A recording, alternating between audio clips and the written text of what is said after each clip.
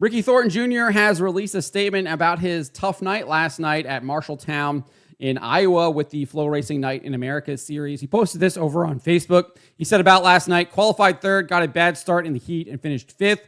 Won the B, went 18-10 with 8 to go, and got a flat. Guys aren't sure what happened. Tire looked good. Just one of those nights. Was awesome to be back in Iowa and see so many familiar faces. Thanks to everyone who came out.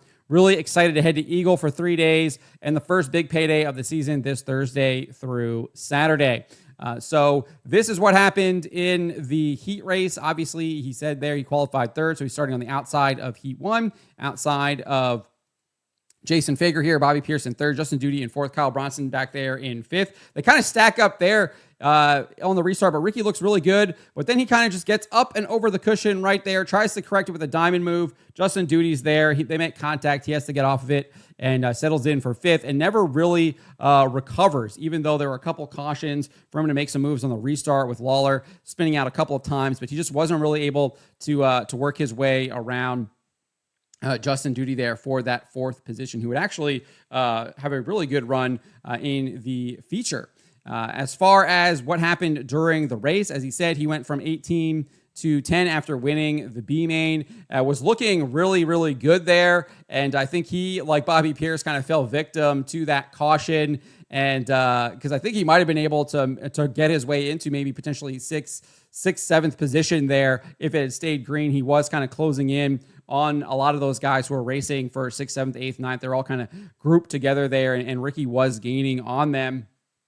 We actually finally got to start seeing him in the race, but unfortunately, there would be a spin for Chris Simpson. It would be the second caution, like kind of back-to-back, and Thornton would have an issue with the tire, and you can see here, he is in the hot pit with his guys, changing that tire, and that would put him back a ways. He would eventually end up finishing in 15th, right? You can see here, Marshalltown feature ended up finishing in 15th. With that 15th place finish, though, he's still in fourth, only 57 points behind current point leader Bobby Pierce. Brian Shirley is in second. Jonathan Davenport is in third. Devin Moran there in fifth. Ryan Gus in sixth. Brandon Shepard seventh. Dennis Erb Jr. in eighth. Nick Hoffman, who didn't even compete last night at Marshalltown, is still in ninth. And then Brandon Overton, who got a second place finish last night, is in 10th. So it just shows you how tough this series is. And I think Ricky Thornton Jr. said it is the toughest series out there because you get the best competition and you're on, I think, in my opinion, they're going to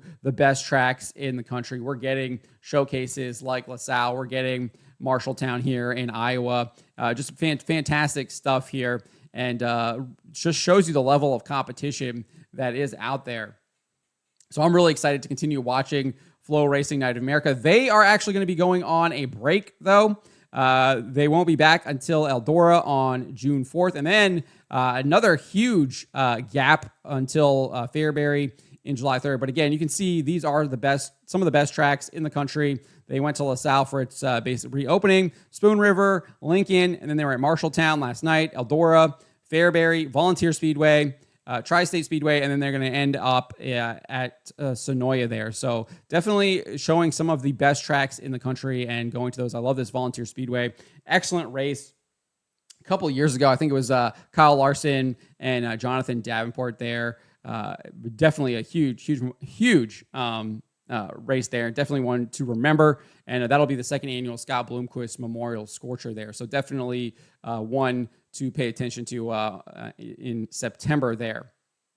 So, but that's what Ricky Thornton Jr. had to say. Definitely another tough night, and it's kind of back-to-back, too, because he seemingly had a very similar race happening with the Lucas Oil Late Model Dirt Series at Fairbury, and he was running kind of through the field. I think he made it up to like 6th or 7th, and had some contact with Garrett Alberson with a really tight slider there towards the end of the race with about, I think it was like 6 or 7 laps to go, spun out, and then Devin Moran kind of had nowhere to go, ran into them, and both those guys had to go back to the rear, and then Ricky only salvaged a 20th place finish with not nearly enough time to kind of make up all of those spots that he had lost. So obviously probably wants to kind of forget these last couple of races given the issues that he's had here towards the end of the race with just not enough time to really make up or recover from it and move on, as he says here, to Eagle with the Lucas Oil Late Model Dirt Series. But that's what Ricky Thornton Jr. had to say.